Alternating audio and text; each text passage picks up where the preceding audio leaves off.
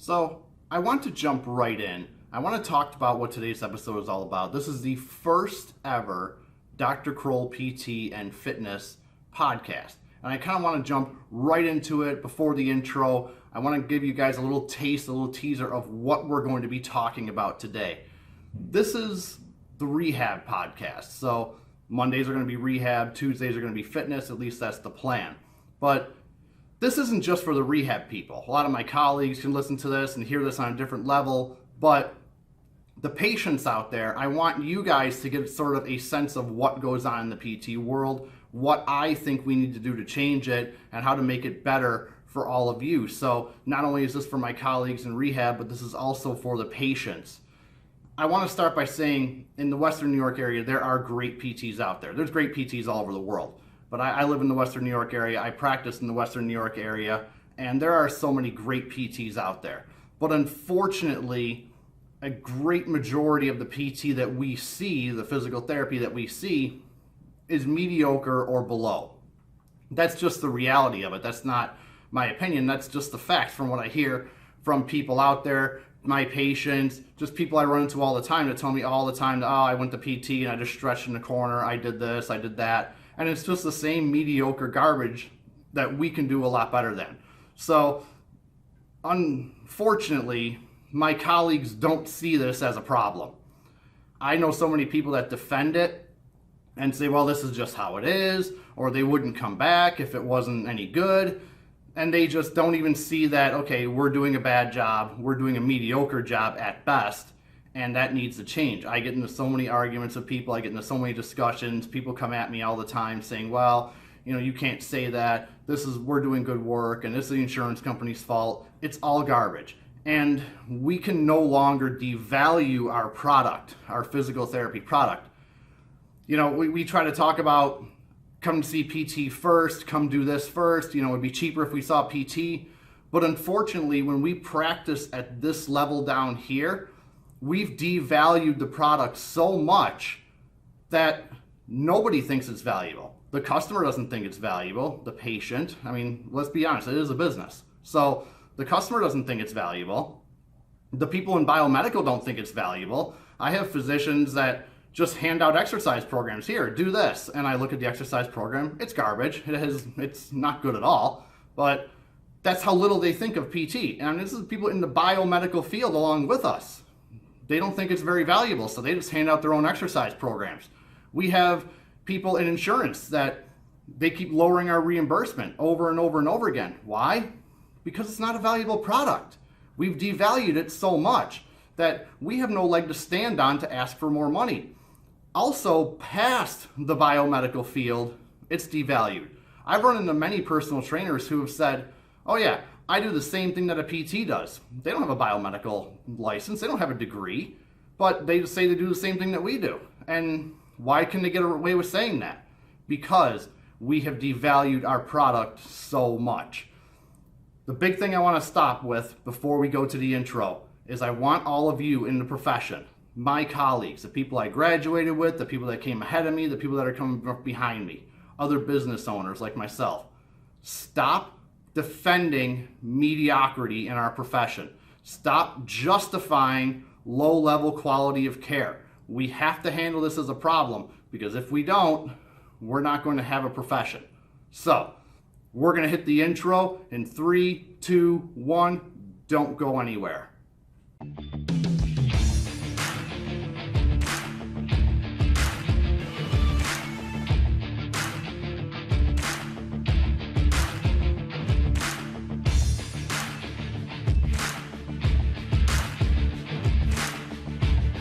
Defending mediocrity in our profession.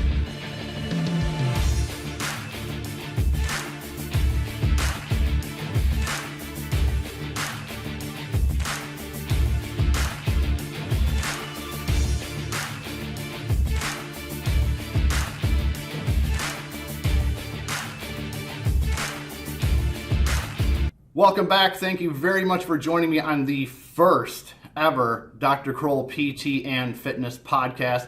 My name is Dr. Lee Krol, physical therapist, and I am going to be your host going forward. I am going to be the host of this podcast. It's the one-man show right now. Who knows what will happen in the future? I may bring on guests. I may have co-hosts. You never know what's going to happen. I don't ever like to say never on that stuff. So let me kind of talk about who I am.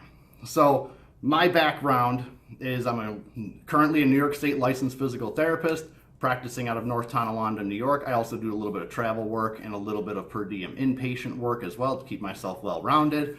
And I started as a personal trainer in 2004. 2004, got ACE certification, was working at a large box gym, and very quickly realized I'm not any good at what I'm doing. So stumbled around with some Con Ed on the fitness side of things, never really found my footing, and decided I'm going to go back to school and go into physical therapy and get my doctorate, which I achieved in 2014 from the University of Buffalo. So at that point, I started working in the field, doing most of my postdoctoral education through functional movement systems, work of Gray Cook, Lee Burton, and everybody else involved with that company. And really that became the cornerstone of what is now my business, where I do the SFMA, the FMS, the FCS, and everything like that. That is really the cornerstone of my business. My business is called Performance Rehabilitation Training, and it's in North Tonawanda, New York, currently in North Tonawanda, New York. And what I do here is what I feel is high quality care. And it has nothing to do with me being a great therapist, because I don't feel that that's the case. But I feel that what I do is really high quality care. So I look at things as, I worked in other places and we're seeing multiple patients an hour. We're doing cookie cutter exercise routines. We're letting physicians tell us how to treat when physicians don't know a quarter of what we know about rehab. It would be the same as me referring back to a physician and saying, here, give them this medication. I don't know nearly as much about pharmacology as a physician does, so I shouldn't be telling them what pharmaceuticals to give out at all. On the other side, they shouldn't be telling us at all what exercises to give anyone, or even if we should be giving anyone an exercise in the first place. So I am all about high quality care. But why do I care so much about high quality care? And I think the first place we need to start with that is defining what I believe high quality care is. Because this is the first disconnect between people like myself and other high quality practitioners in the world, not just the area, and the rest of the PT community. I think a lot of the PT community believes they're actually doing a good job, that they're actually providing high quality care, when I don't think it's anywhere close to high quality care. So if you were to put 100 PTs in the room and say, how do we treat this patient? Doesn't matter what medical condition they have, it doesn't matter what functional presentation they have. If we were to say, how would we treat that patient? You would never get 100 agreement as to, okay, here's exactly what we do. We will never agree on the nuts and bolts. Should we be doing McKenzie? Should we be doing SFMA? Should we be doing PRI? Maitland? How much manual should we be doing? We would never agree on it. There's probably 50 different paths to get this person better. All effective, some more effective than others. So not worrying about the nuts and bolts of it. So let's break it down even further. If we can't agree on that, if we can't agree on the methods, what about the foundations of good quality care? So we would all agree, I think any reasonable PT would agree, that the more patients you see at the same time, the lower your quality of care gets. It's almost linear. So the more patients you see, the worse your care gets, and it's inverse linear relationship. So we would agree that best practice would be one patient at a time. You're only seeing one person. You're completely dedicated to that one person. So let's check that off. One patient at a time is best quality care. What about the next thing? What about treating the body as a whole? So we have this idea that there is something called regional interdependence. And what that means is one part of the body affects another part of the body, even though there's no direct physical connection, or even though they seem like they're unrelated areas. Meaning that if your ankle is problematic, that can lead to shoulder dysfunction. If your breathing is problematic, that can lead to cervical dysfunction. This is all regional interdependence. But how many times do we hear, if you're a patient, how many times have you ever heard, I can't look at your hip, you're here for your shoulder? How many times as a therapist have you said, I can't look at your knee, you're here for your neck? as if the two areas are completely unrelated and they don't matter at all. So to me, the second part of best care would be treat the body as a whole, not just a bunch of unrelated individual areas. So again, recapping, treating one patient at a time, treating the body as a whole. To me, the next and final part of best care, best practice would be not charging a patient, not having a patient come in to do their home exercise program either semi or unsupervised.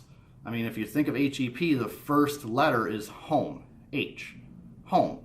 They can do this and should be doing this at home.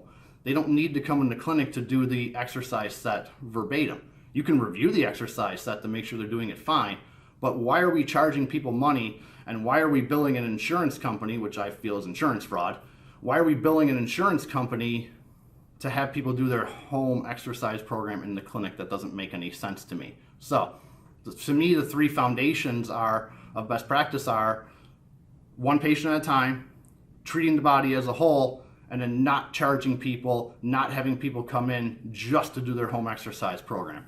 What you should never hear, if you're a patient, what you should never hear, and if you hear this, you should leave the clinic, is someone from the front office telling you to go find a table and then start your home exercise program and your therapist will be with you shortly. That is not good care. That is devaluing the level of our care.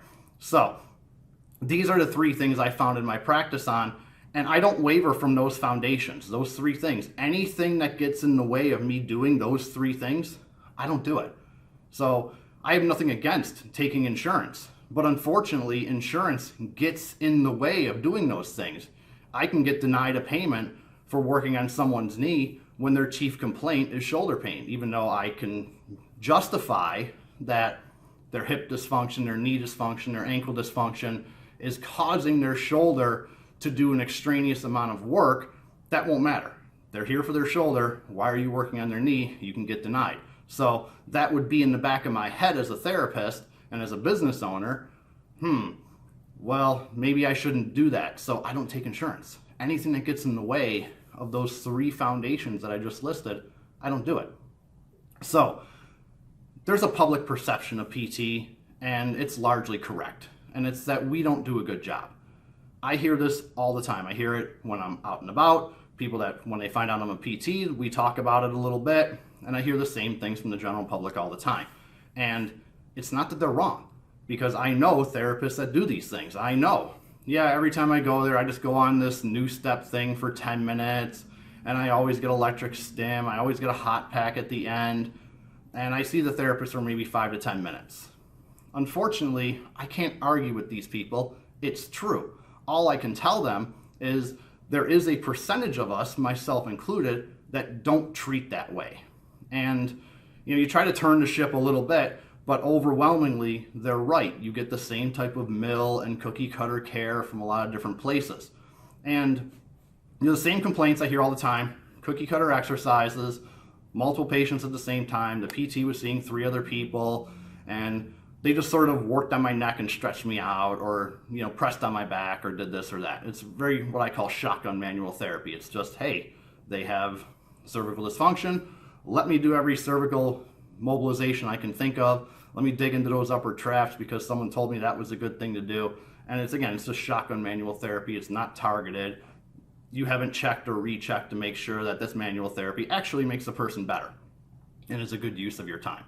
But really the thing is, why does that matter? Is that care good enough? Why does it matter? And we have a belief in our profession, this is a crazy belief, that because we have that, and because we have that, because we have medical licenses and doctorate level education, that we can't be automated and we can't be replaced. And let me ask you a question. If you're a provider and you're listening to this, and you have someone coming in with a chief complaint of low back pain, shoulder impingement, plantar fasciitis, it doesn't matter. Whatever their chief complaint is, let's stick with low back pain.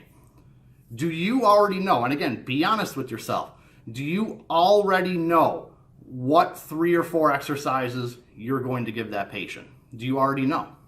If the answer is yes, then unfortunately, why do they need to see you? If you already know what they're going to do, regardless of what they tell you, it doesn't matter what they tell you. You're going to give them the same thing. You're going to give them bridging with a belt. You're going to give them 45-degree plank on a plinth. You're going to give them spine sparing, sit to stand. You're going to do the same 3 or 4 things, regardless of what they tell you. Then they don't need to see you. Or you're going to do the same 3 exercises that the physician says you have to do if you're seeing my patients. Again, why do they need to see us? It doesn't matter. So if you're putting yourself in the shoes of an insurance provider now, so now put yourself in Independent Health, Blue Cross Blue Shield, whoever, put yourself in their shoes. If 80% of the patients with a medical diagnosis of this or a chief complaint of that are getting the same 3 or 4 exercises, and they can do these exercises at home, they should be doing them at home, then why can't we do that with an app? Why can't we have the patient fill out an outcome measure on the app, do these exercises for 2 weeks, using the front-facing camera on a tablet or a phone to make sure that they're actually doing them. They can check off compliance with this, fill out an outcome measure at the end, and then say, okay, they did these, they got better, no need to see the PT, no need for us to reimburse a PT, we build the app on the front end, and guess what? That's going to be a lot cheaper if you're an insurance provider. So again, if you're doing the same exercises for low back pain, the same 4 exercises for shoulder impingement, the same 4 exercises for a chief complaint of knee pain, why can't the insurance company just do that with an app? And guess what happens? Uh-oh, that's right. There go a lot of visits. There goes our outpatient profession. Could you imagine if we had the low quality PTs and the insurance companies say, we're going to take away the first two weeks from you. You can't see this patient for 2 weeks. They have to do this stuff on their own. And if it doesn't work, then they can come see you, but you can't do that anymore. You can't do what we already gave them on the app. You have to see this person one-on-one. You have to see this person the right way. You have to find out what's going on and what is not being taken care of by these cookie cutter shotgun exercises that we gave them. And unfortunately, many of you don't practice at a high enough level to do that. Many of you are seeing so many patients at the same time that you're not a therapist, you're more of a patient manager. You juggle them from one thing to another, from the new step over to the cable cross, from the E-stim over to the new step, from the E-stim to the plinth, and then the manual therapy, from the manual therapy right over to the PTA to do the exercise program, from the PTA right over to the ice pack. You're just juggling your patient, you're not treating them. So could you imagine if the insurance company came in and said, you can't see people for the first 2 to 3 weeks of this shotgun physical therapy? A lot of you are going to go out of a job, and a lot of you don't practice at a high enough level to do that real treatment past that point. So this only happens if we continue to devalue our product. I say that all the time. When I see patients, I currently do it cash-based. I have nothing against insurance companies. It's just they get in the way of those 3 foundations that I talked about. So I get the same responses from people all the time out in the community. Again, they find out I'm a PT, or they talk to me, or they get my number from somebody else who says, oh my God, you need to go see this guy. He does this, this, and this. This is great. But they say all the time, I've been to PT. It's no good. I already know how to stretch. I already know what exercises to do. I looked it up on the internet.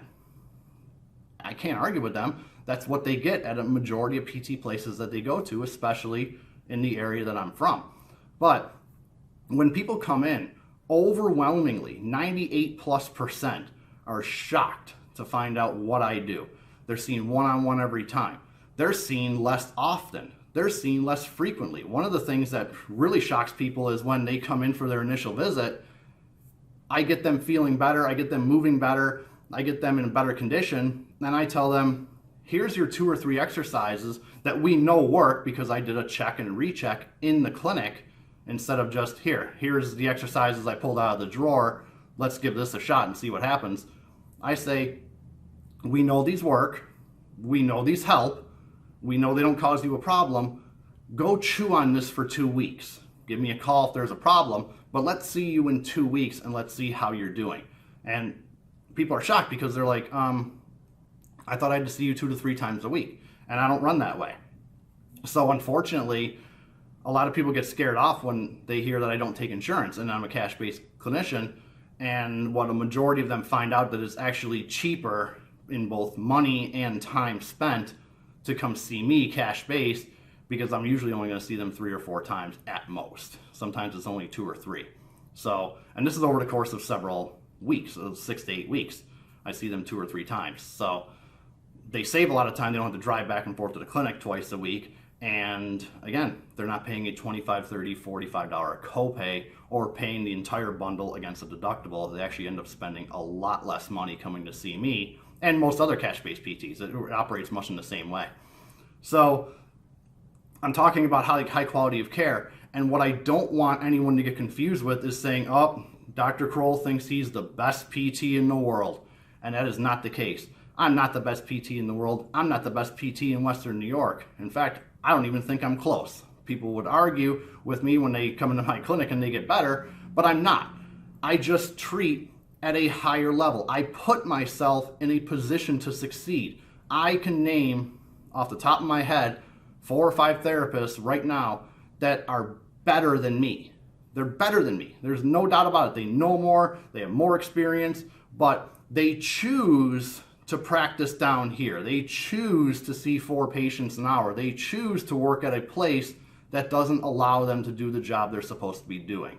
So I put my patients first. I put my business and my business model in a position to succeed, and then success happens. So again, I'm talking about my colleagues all the time because this is sort of a wake-up shot across the bow to everyone. I am really, really tired of hearing excuses as to why we have to do things the way we have to do it. I'm tired of blaming insurance companies. I'm tired of people saying that's just how it is. I'm tired of people saying, well, if they didn't feel better, they wouldn't come back, right? These are all garbage excuses.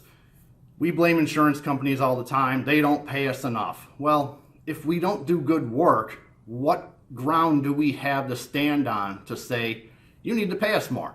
Could you imagine if you went to McDonald's and you got this level of burger, right? And then 2 weeks later, they were charging triple for the same burger. You would say, why are you charging 3 times as much? And McDonald's would say, well, that's what you should be paying us for. And you then as a customer would say, but the quality didn't go up any. You're giving me the same quality of item here, but you're charging 3 times as much for it. You know, we don't do that in our profession. We can't go to an insurance provider and say, hey, you need to pay us more. They would say, why? I mean, to be quite honest with you, if I was an insurance provider and if I walked into a place and said, let me see what you guys do, I would actually pay us less than what I'm paying us now.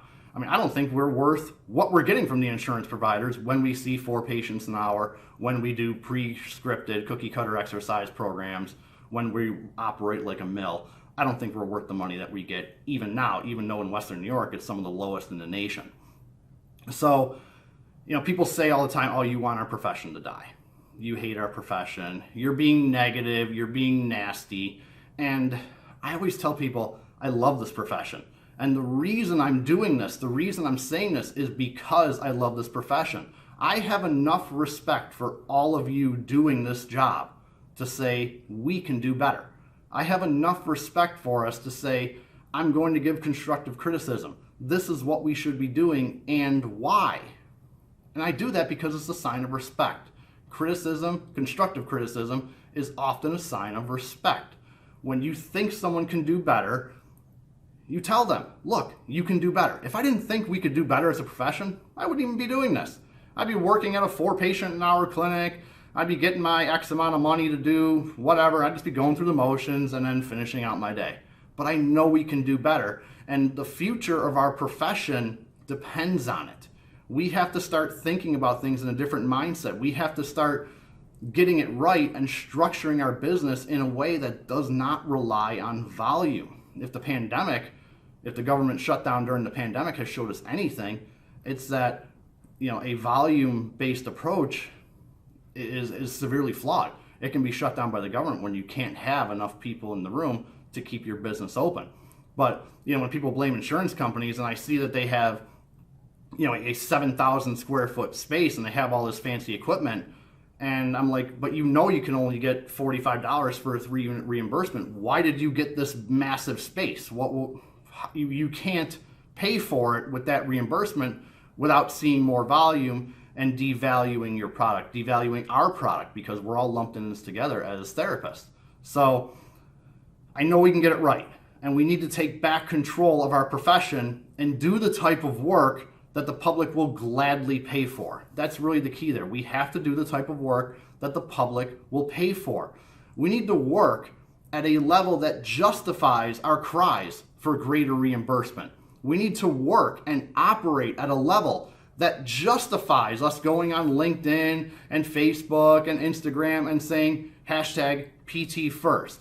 Why should anyone come to see a PT first if what we're going to do is garbage? And it always drives me nuts when I see someone who I know is a mediocre therapist posting that online. They post hashtag PT first when I know darn well they put all their patients on the news step for the first 10 minutes. They're seeing 4 patients an hour. In my opinion, you're the last PT that anybody should be going to see first. So we have to do a better job. If we want respect from insurance providers, from the general public, from the patients, from personal trainers, from yoga instructors, from anybody, if we want more, we have to justify getting it. We can't do the same garbage that we've been doing. We can't defend the same mediocrity that we've been defending. We have to do a better job. This is just sort of a taste of things I'll be talking about in the podcast. I'm not looking to go over specific exercises. I'm not looking to go over this is the nuts and bolts of how you should treat. I may do a little bit of that here and there, but I'm looking at the more global view of rehabilitation. I don't want to say, there's so many great resources out there that are talking about exercises, how to treat certain things, clinical practice patterns. There's a ton of great resources out there. I'm not interested in doing that. You can go find those resources on your own. But for me, I'm looking at the big picture. I want the global view. What can we do to make our profession as a whole better? And we need to shine the flashlight on some of these problems, because if we don't, and if we don't take it seriously, or we keep justifying bad level of care, then unfortunately we're not going to have a practice to work in, and we're going to be replaced by either apps, trainers, rebranded PTAs who have their practice act expanded. I mean, there's all sorts of things that can wipe us out. We think it can't happen because we have the higher education, but unfortunately it can. We need to stop devaluing our product and do a better job. That's just that simple. If you're a clinic owner, ask yourself, are we doing the best job? Are we doing the best job with every single patient? If the answer is no, then you're devaluing the product. You're selling us out for volume. And that's not the right answer, unfortunately. I mean, you're going to stay in business. I understand people will come to the comment section and say, well, it's a business. We have to do what we have to do. But at the end of the day, we're shrinking the ice that we're standing on. We're like a bunch of emperor penguins standing on the ice, but that ice is getting smaller, okay? Our profession is going to dry up if we don't hold it to the esteem that we think it should be held at. We can't just use hashtags and fancy words and nice graphics to say, hey, this is why PT should be done first. Those graphics, unfortunately, should be saying, this is why PT at this level should be done first. If we do PT like this, we can chop a massive amount of cost off of healthcare in the United States. But unfortunately, we do it like this, and we're trying to sell it as if we're doing here, and we're not. You all know we're not doing the job we're supposed to be doing. I haven't called anybody out by name. I haven't called any business out by name. But I know if someone hits the comment section and says, well, you're calling this out, then I know darn well you're seeing 4 patients an hour, you're putting everybody on the news step, you're handing out cookie cutter exercise programs, and you're treating like garbage. So we can do a lot better job. So thanks for sitting through the first ever Dr. Krol PT and Fitness podcast. Again, I'm Dr. Lee Krol, owner of Performance Rehabilitation Training in North Tonawanda, New York. And again, we will be seeing you in the future. We have much more podcast material to talk about. So thanks for taking the time. Thanks for making the time. And I hope you think this is not a personal attack on anyone or any part of our profession. I want us to do better. I'll see you next time. Thanks for tuning in. I really appreciate it.